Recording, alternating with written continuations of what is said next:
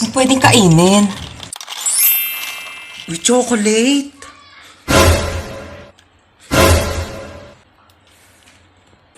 Ginagawa mo dyan? Iinom lang po ng tubig. Opo.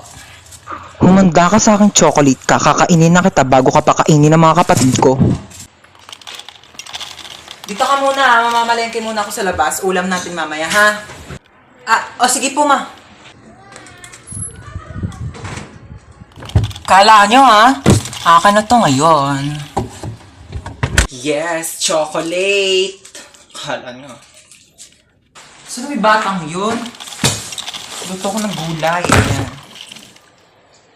Tabang, lagyan ko ng Nor Cubes. Asan yung Nor Cubes? Naglagay ako dito kanina.